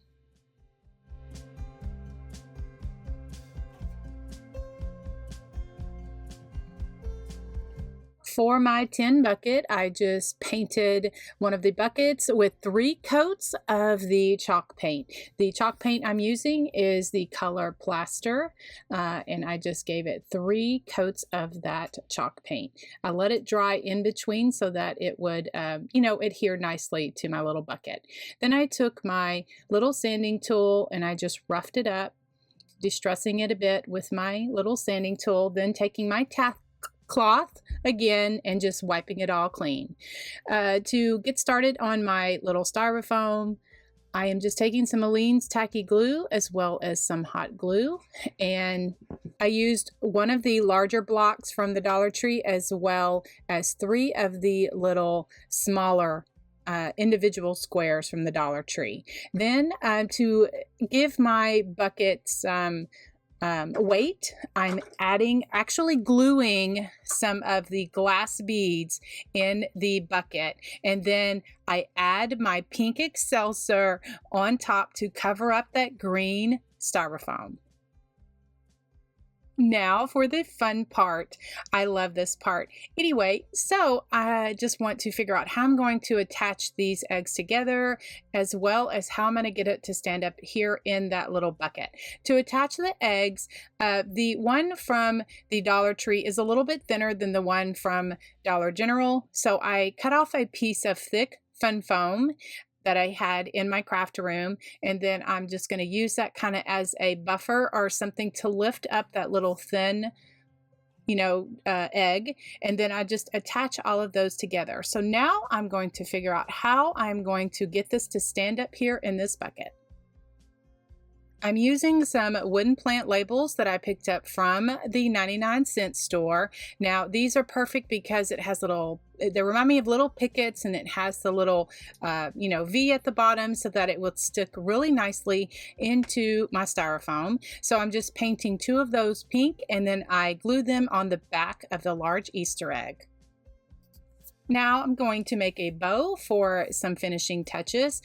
Just have some of this burlap ribbon, and making 5-inch loops. I just kind of crisscross that, and then I'm going to hold it using a little stapler. It's a little Tim Holtz tiny attacher, and it is one of my favorite crafting tools that I have in my craft room. I do get questioned about that a lot. You can get it at any craft store or anywhere like scrapbooking items are sold, or I will have a link in the description below to my Amazon store if you would prefer to have it shipped to you. Anyway, I'm just going to now add some of my other layers of ribbon on top. I have some of that burlap window pane ribbon, as well as some of this pink and white gingham ribbon, and then I cut that off, and I use a lighter to singe the edges so that they don't fray. Now I have my jewelry cording, and I like to make just a little thin bow. Just kind of adds a little bit of texture to my bow, and then using a chenille stem, I twist all of that together, and then I'm going to use my needle nose pliers to give it a really tight hold. And then to get that to attach to my little eggs, I'm just using a U-shaped pin. You can get those in the floral section of the craft store, and I just attach the bow using several of those U-pins into the styrofoam.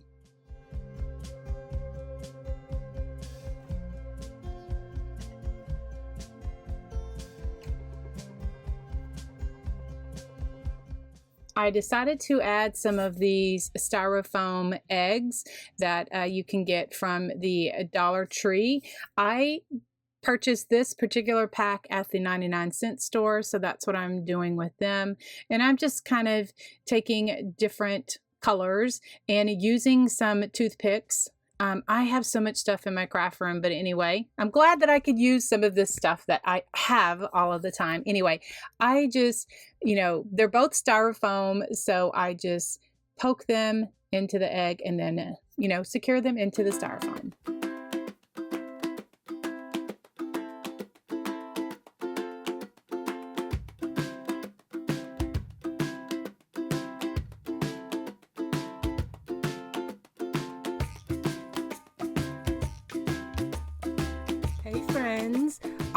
love using Grapevine wreath forms and putting deco mesh and ribbon on my forms. Now, this particular sign is a Happy Easter metal sign, but I just want to give you the idea because this can be incorporated for other seasons and other home decor. Okay, what I start with is an 18-inch Grapevine form, and I like to get mine at Hobby Lobby.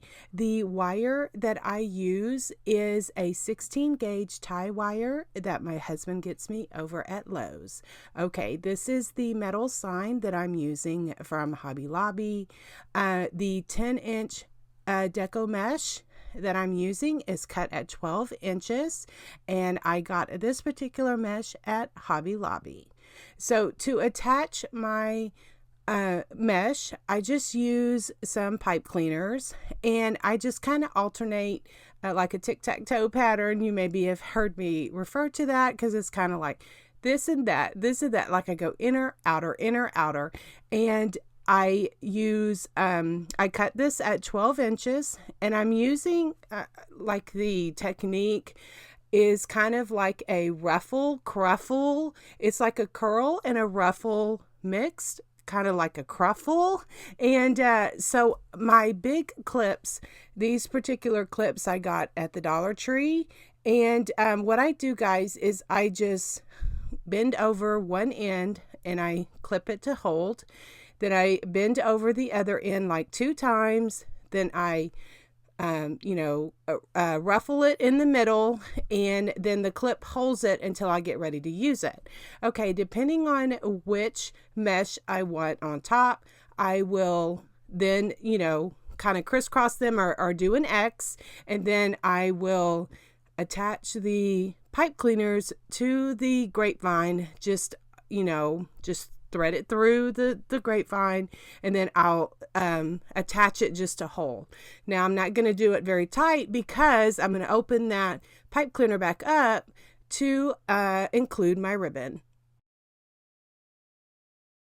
I used 7 bundles of these 2 mesh together for this 18-inch grapevine wreath.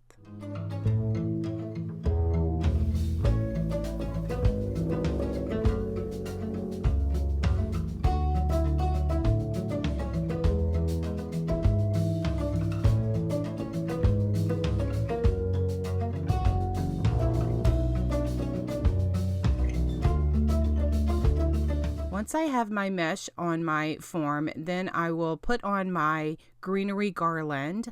This greenery garland I got at Walmart, and what I use is this wire that I get from the Dollar Tree, and I just cut little 2 to 3 inch pieces, and then that is what I use to wire the grapevine the greenery garland onto the wreath form. That's why I like using these grapevine forms, because of the space. And so depending on which grapevine form I use, that's why I like the ones from Hobby Lobby. I've also had success from the ones from Michael's. Now, other places may have them as well, but I just kind of share where I get mine that I like the most. To attach the sign, I just use whatever hole or whatever attachment that I can use. I just position it on the grapevine and just kind of attach it with wire. Now, these are the ribbons that I'm using for this particular wreath.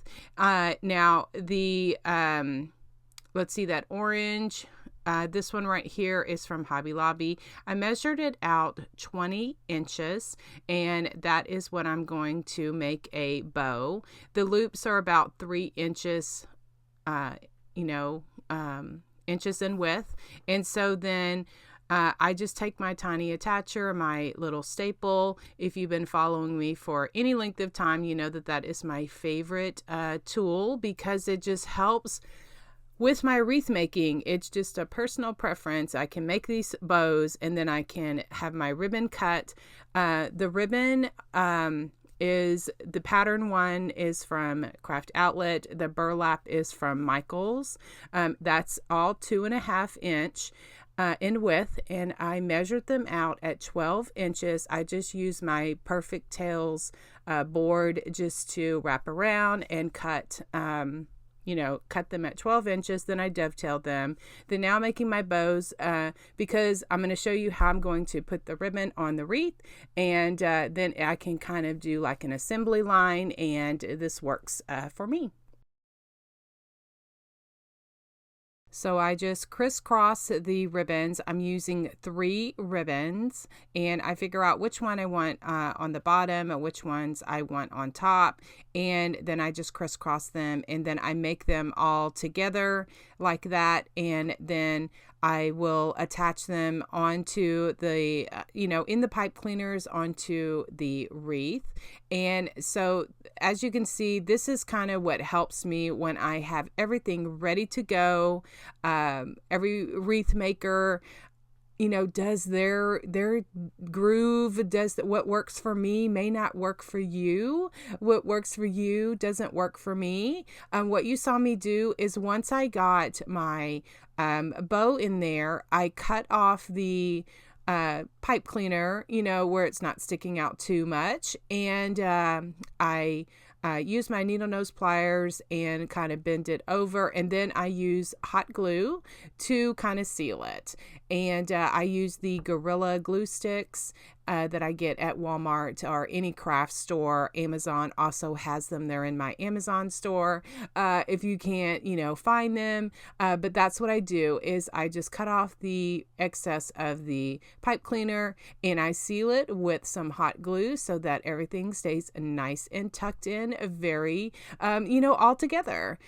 So I'm at this point where I'm going to add some flowers, and this calla lily little yellow flower bunch is so pretty. I got them at Walmart, and I just love them. I just cut them off and just stuck them in the Grapevine. Of course, I secured them with some glue, and it's just so pretty. So I used 7 bundles of the ribbons and just sporadically put them around onto this particular wreath that is for Easter. But I just wanted to share how I do my Grapevine wreaths, because you can change it out for, the sign and for each ribbon, just whatever is going to match your season or your decor. All right, guys, thanks so much for watching. Check out my page or my YouTube channel for other wreath ideas. Y'all have a great day, and God bless.